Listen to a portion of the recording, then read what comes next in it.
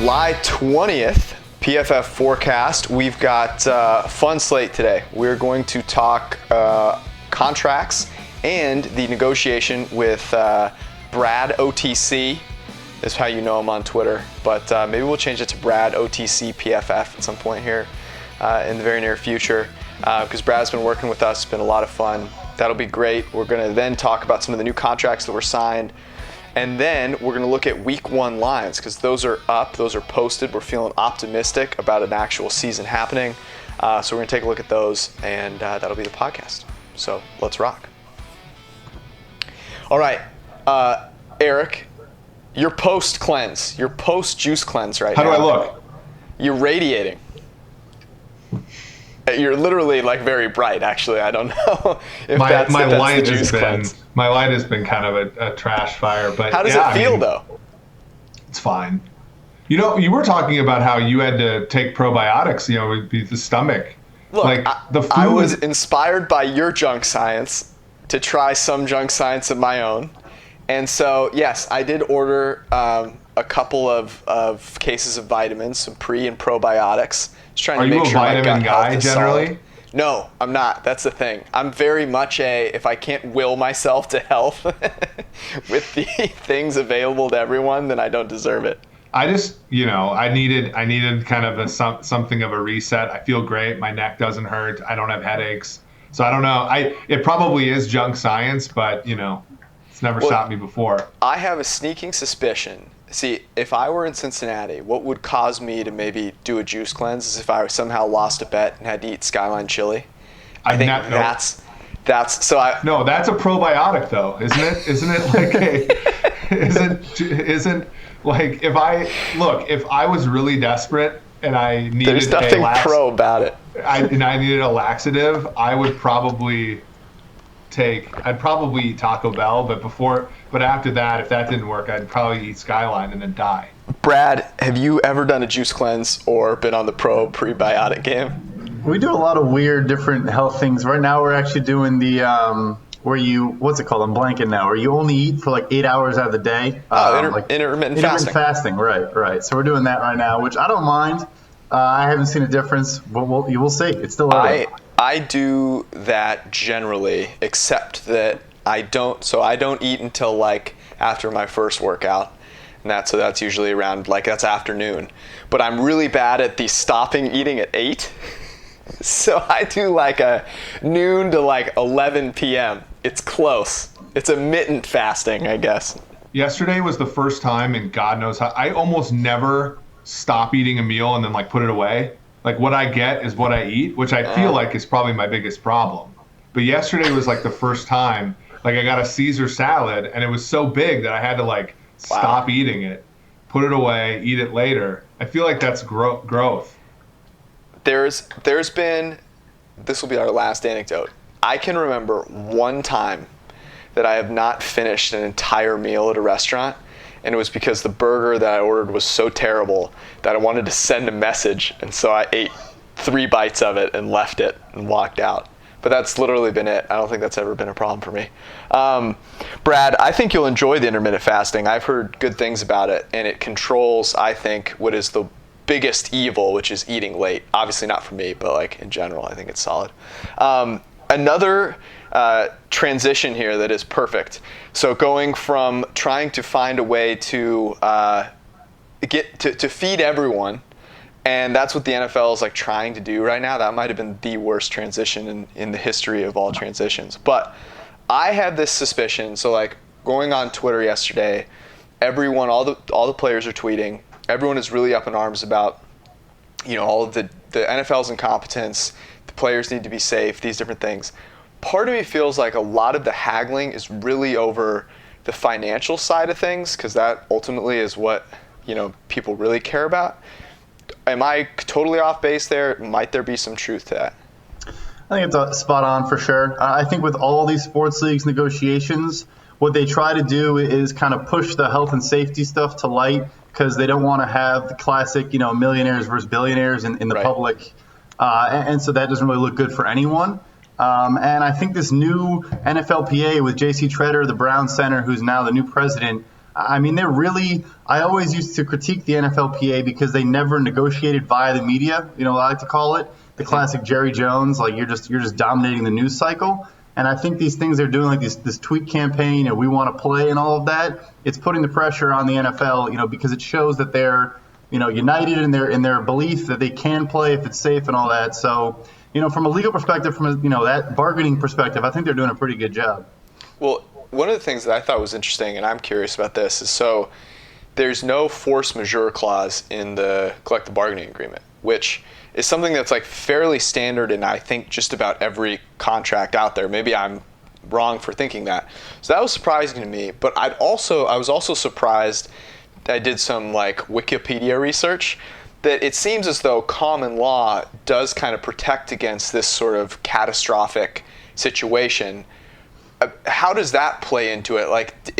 I always thought that the owners had all the leverage, but it seems to me that maybe without the force majeure clause, the players might have some of the leverage because as soon as they play a game, they're going to get paid their full salaries. Yeah, so what it's looking like right now, as you mentioned, it's definitely a bit crazy to not see a force majeure clause in any contract. I struggle to recall working on a contract in any of my stops in my legal career and that not being in there.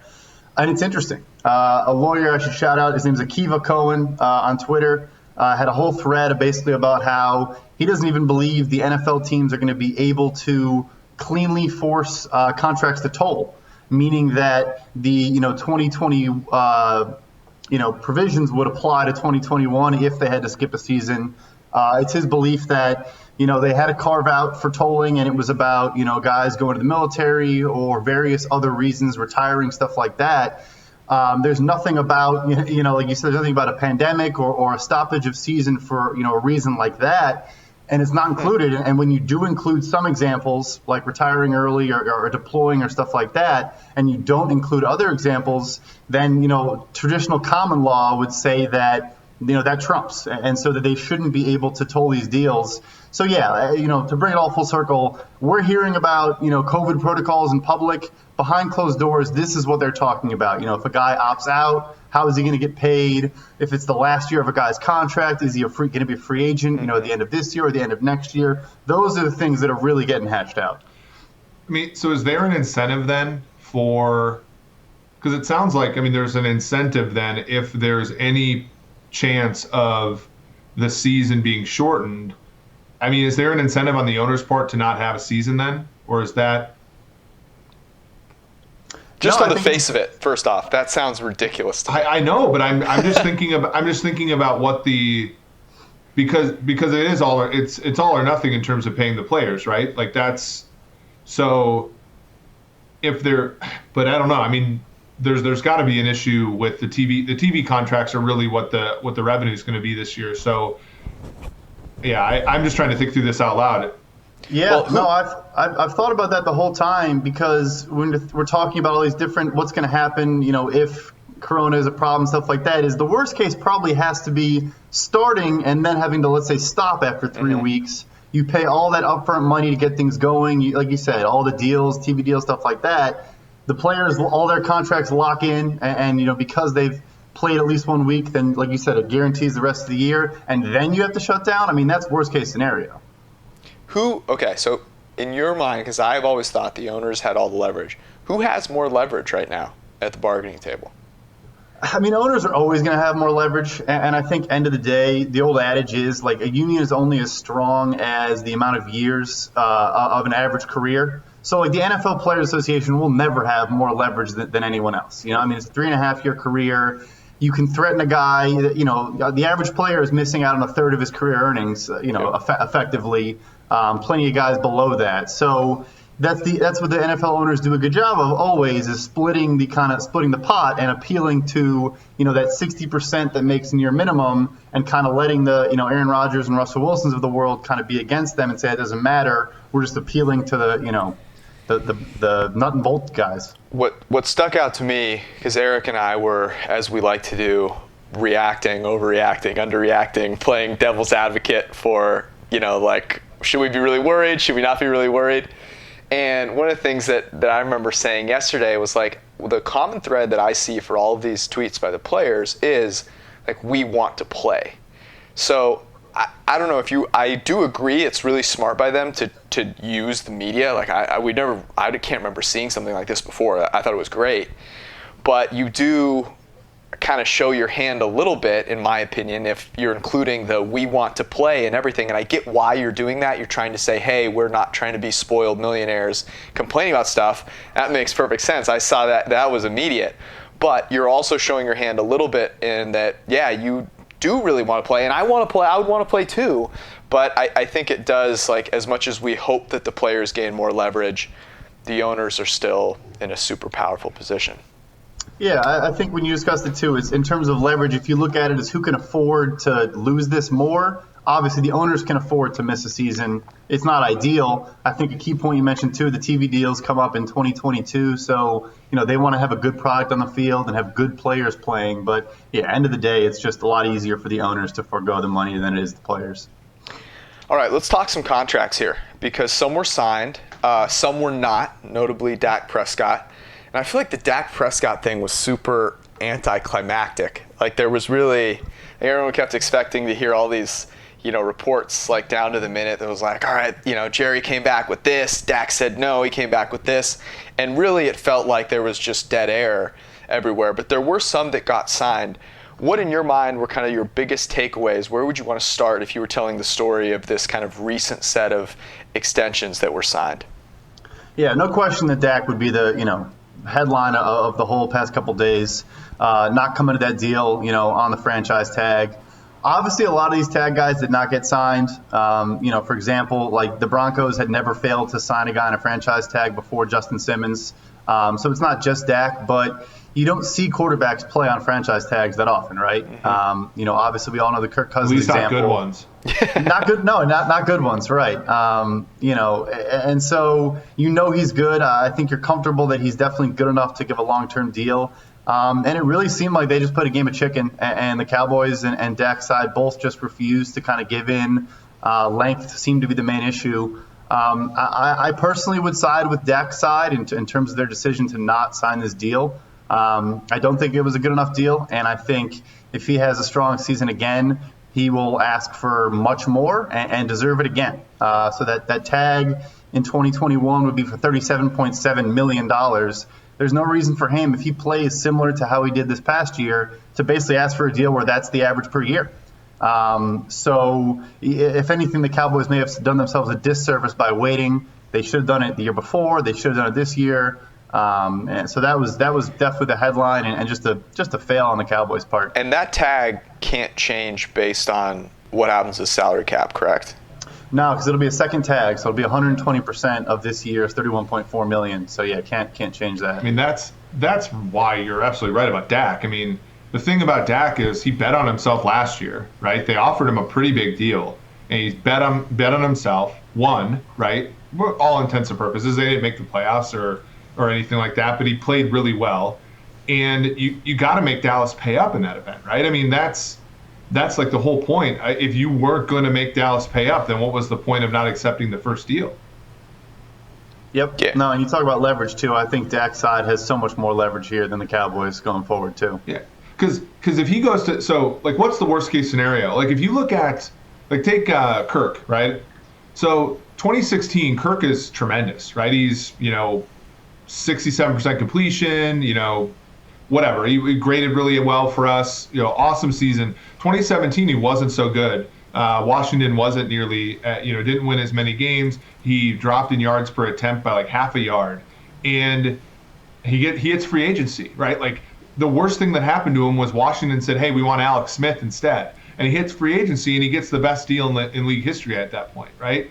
So even if Dak plays poorly this year and Dallas says, okay, to hell with him, like the Jets are going to pay for him, right? At that point, or like there's going to be a bidding war for services, especially now because back in 2018, how many quarterbacks, like Kirk had to pick between the Jets and the Vikings. Like Dak, if you look at the composition of quarterbacks around the league, he's going to get to pick from a lot of different teams. Yeah, that's a great point. So his PFF grade, 81 in 2016 was 10th.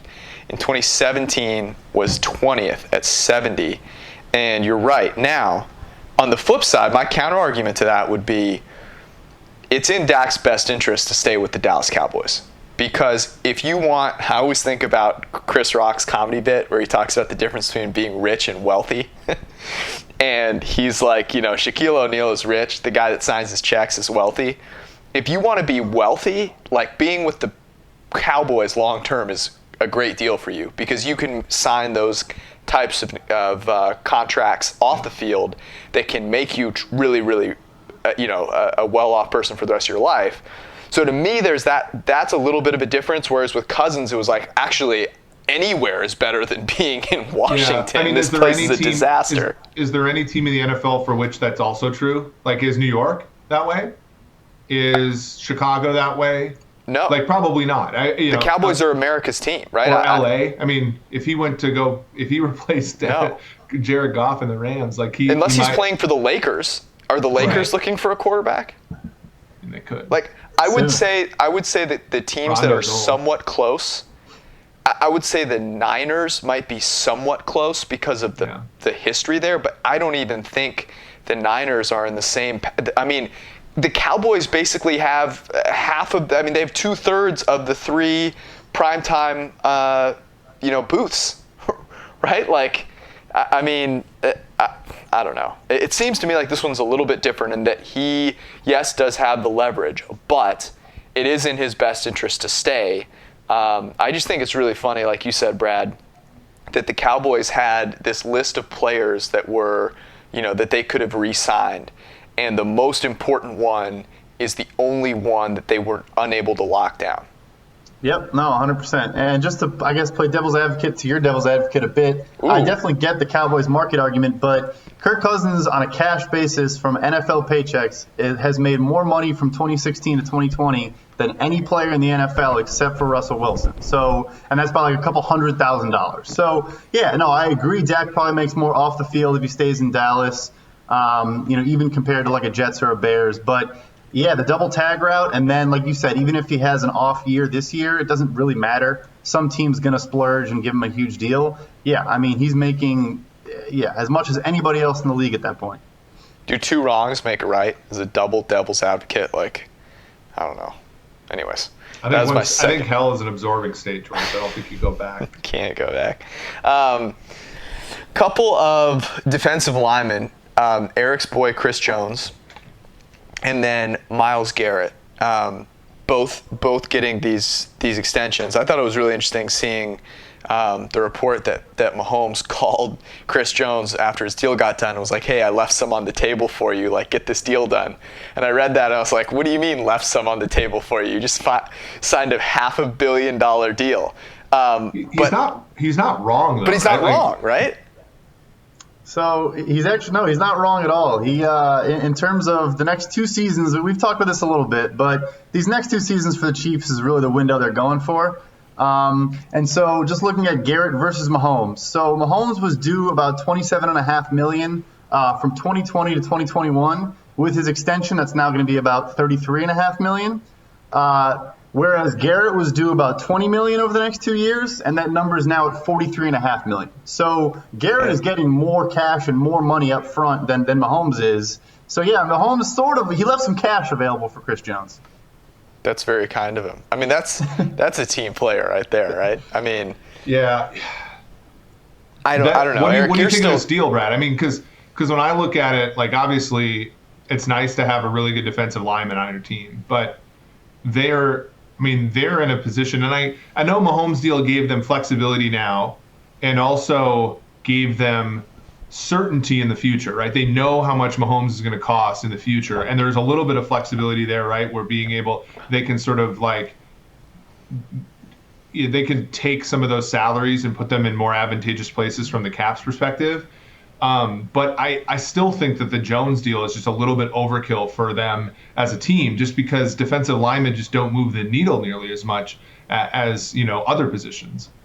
Yeah, I thought it was going to be a decision between Frank Clark and Chris Jones. I think when we talked about this franchise tag a couple months ago, we expected either a trade or something like that.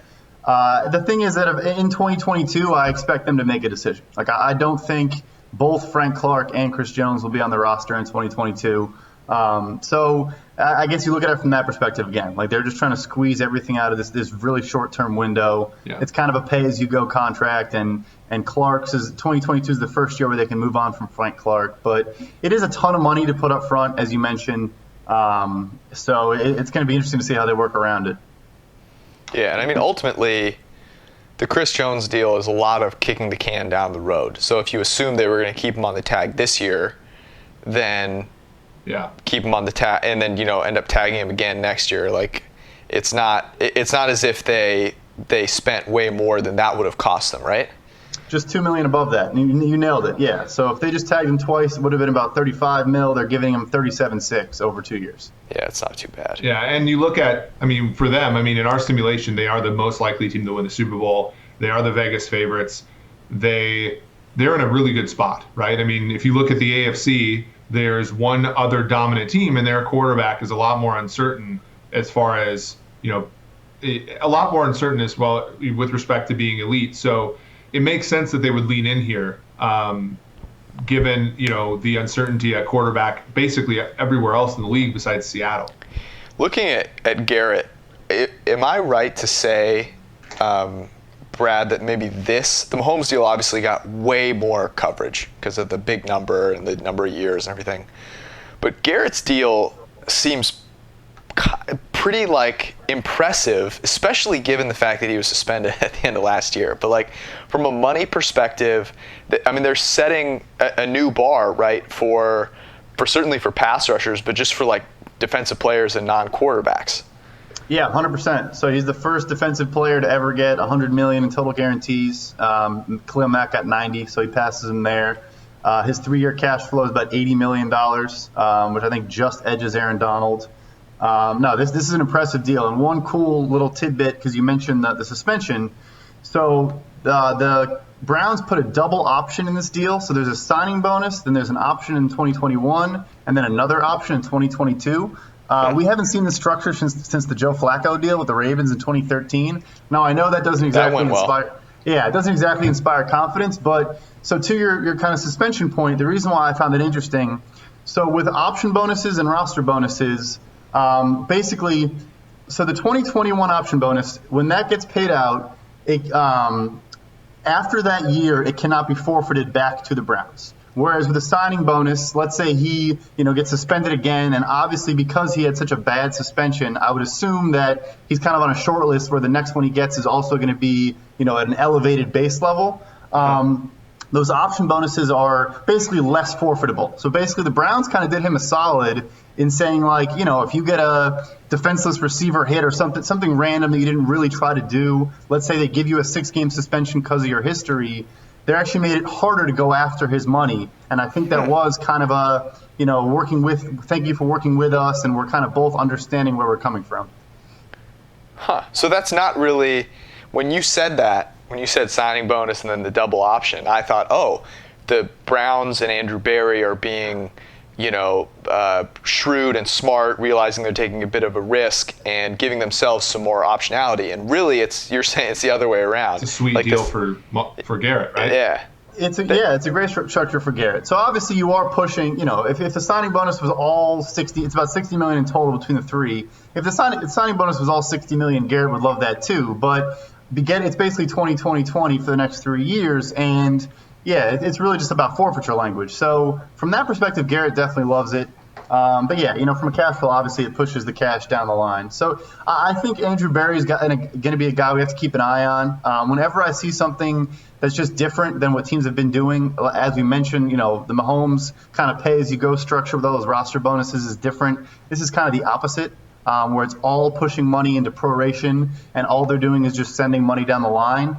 It can be a tough situation sometimes when you have a bad player who has a lot of money pushed down the road, but with a guy like Garrett, who is going to be here for the next 4 or 5 years, probably at a minimum, it could be interesting how they kind of go about some of these contracts they're doing in Cleveland. Yeah, explain to people how exactly the option bonus works out. Sure. So basically, it's treated like a signing bonus, but you put the trigger date in the future. So he'll get a $21 million signing bonus right now. Then there's a little over $20 million option bonus that's due in the first couple days of 2021.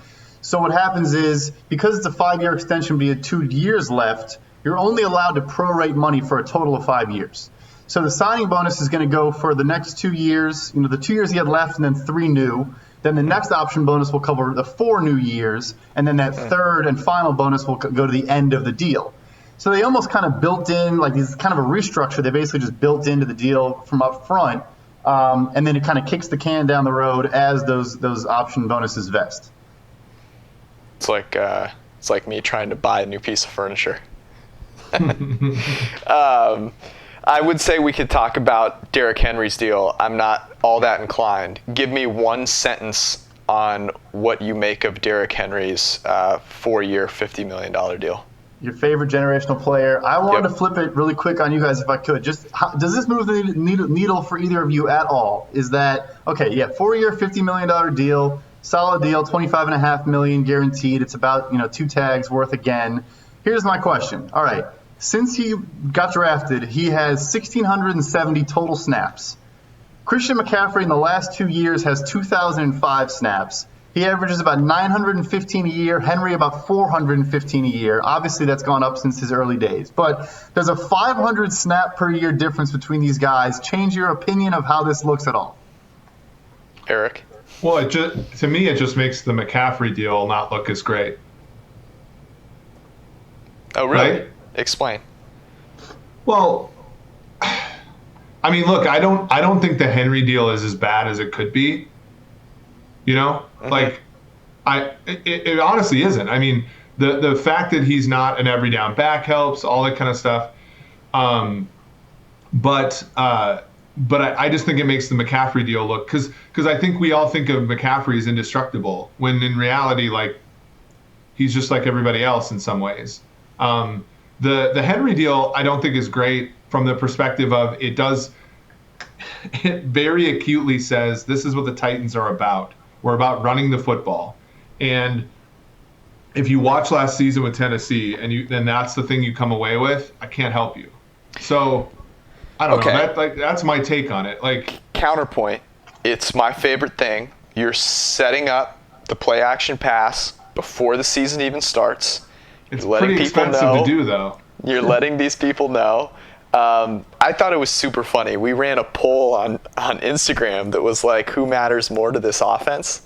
And Derrick Henry won like 78-22. Like, it wasn't even close. You hate to see it. I honestly, my issue with the Derrick Henry deal, I mean, obviously nothing to do with Derrick Henry. I'm happy that he got the deal. But, Brad, when I look at this, and you often phrase it really well, just like, okay, well, this is what 2 tags would cost, so this is how much they're actually making more over getting tagged twice. I thought tagging Henry once was a overspend.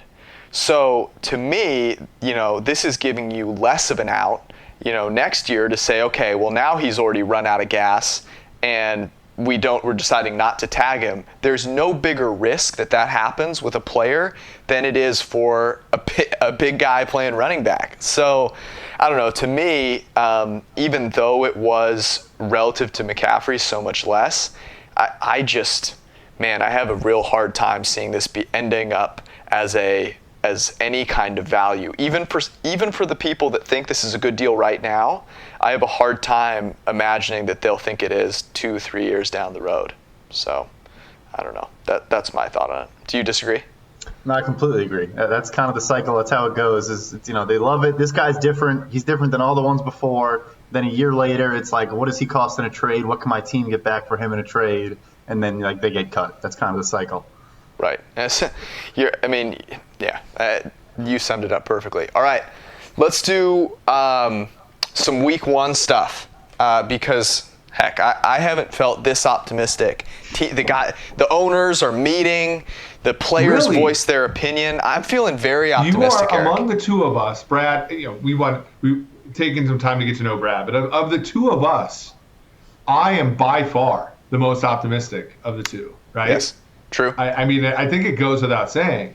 And the fact that you're more optimistic than me right now, which is good, I think, then.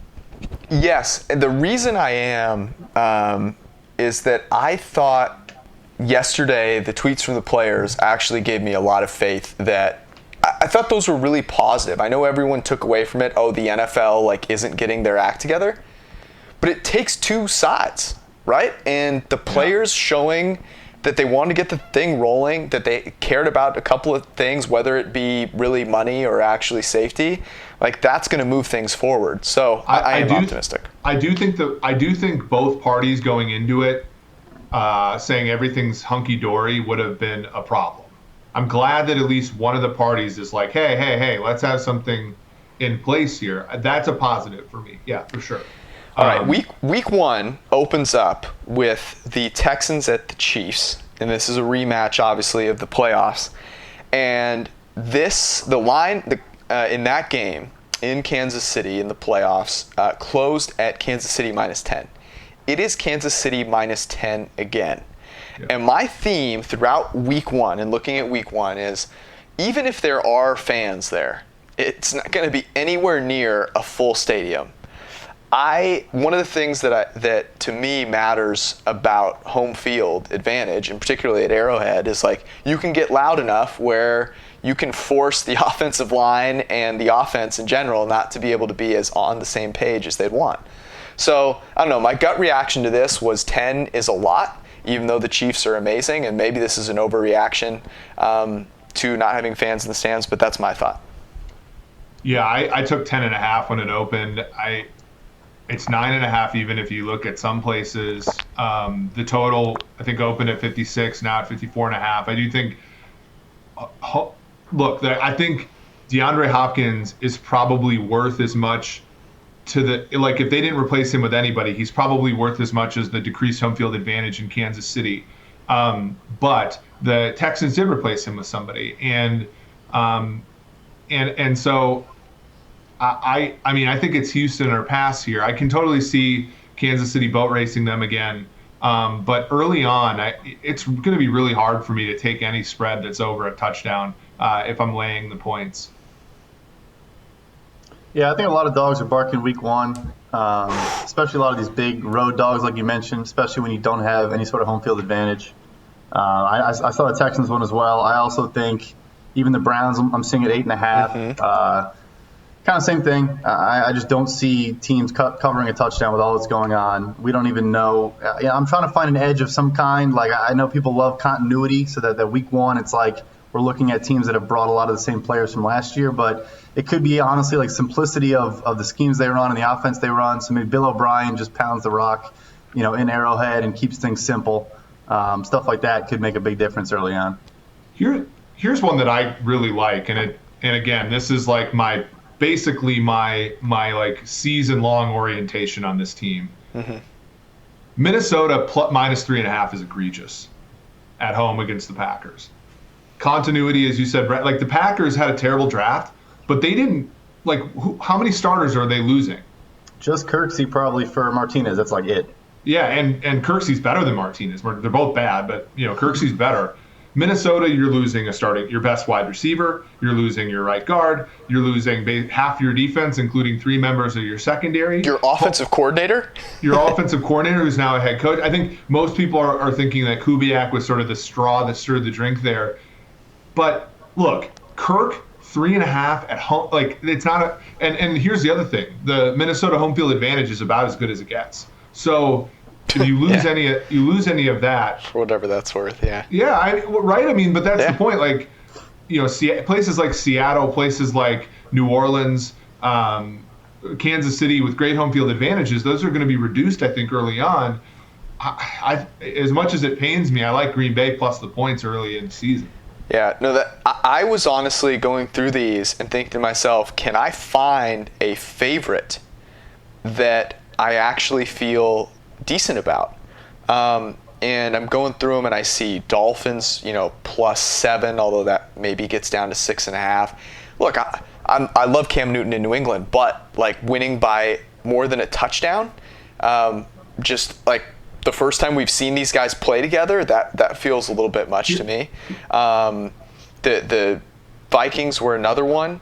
I thought there were a couple of home underdogs that really stuck out to me. And you talked about season-long orientations, Eric, and a team that I feel like a broken record because I think I mentioned the Detroit Lions. The Lions are going to be my Falcons this year. It's just destined to happen. Every Detroit Lions fan you talk to is like, yeah, my life is tortured. This is painful. So that's my destiny for this year. But they are, they are just 1.5 point favorites at home to the Bears. That one really sticks out to me because the Bears at quarterback are a disaster. And then looking later on in the week or in the day, this is an afternoon game. Wow. The Bengals are 3-point underdogs at home to the Chargers, which I thought. Yeah, and both of those you can buy. So like if you go Bengals plus 3.5 in some spots, it's minus 115. Plus 3 is even money. Same thing with Detroit. You can sell a point and go minus 2.5 for even money. Like I like both of those. Here's a favorite that I like. And again, it's going to be basically because I'm going to fade this team to oblivion all season. Dallas minus 122 on the money line, minus 105, minus 2.5 at Los Angeles against the Rams. Total on that game 49.5. Now, I think not only is Dallas going to win that game comfortably, I think it goes under. And I could be wrong, but I like that game as okay. Let's find a favorite that people might avoid early on. That's a good one in my opinion. I think one more that's sticking out to me, as much as I don't want to take a small road favorite, and especially when it's west to east, but it's obviously week one, so that changes it a bit. I think the Panthers are going to challenge the Jags, at least early, as the worst team in the NFL. And so I don't love laying points with the Raiders flying across country, but week one, the Panthers, the entire roster is brand new, and there's a lot of continuity in Las Vegas, so I could see them coming in and just winning a close one. Yeah, the Panthers are terrible in the secondary, and their defense is so bad. The Raiders are going to at least have Henry Ruggs, you think about that, and Darren Waller, obviously, and Hunter their Renfrow. Offense wasn't bad. The Raiders' offense was a top half of the league. I think it was 10th, top 10 in expected points added per pass play. Like their issue was that they were the worst defense in the league. It wasn't that close. We really like the Raiders under this year. If you want to hedge that, if the Raiders are going to go over their season win total this year, they have to win this game. So if you want to sort of hedge at all, I think week one against the Panthers. I'm too much of a Bridgewater fan to sort of bet against him against a crap team like the Raiders, but I could be convinced otherwise. I guess you could go. You mentioned the bad defenses. Week one over. I know totals week one tend to scare me away because things are kind of random with scoring. Especially this year. But the Raiders added Nick Kwiatkowski, my guy from Chicago, who's like a run of the mill. Actually, they had Corey Littleton too. But the defenses haven't gotten much better. Yeah, the Raiders added a bunch of players, but none of them were good except for Littleton. So on defense, it is a little bit and they're coming off of a season. I think Kansas City and Denver also benefited from this, but Oakland last season played a pretty crappy schedule of opposing offenses, and so all those defenses I think are a little bit overrated going into 2020. Here are a couple more that I had circled. One was my Washington whatevers are 6-point underdogs at home to the Eagles. And Ross Tucker was on here last week and talked about the Eagles' offensive line. Now, I know they re-signed Jason Peters supposedly to play guard. So that means Andre Dillard is playing offensive tackle, which would worry me. I am much higher on the Washington offense, I think, than some. I just have, Haskins and Terry McLaurin.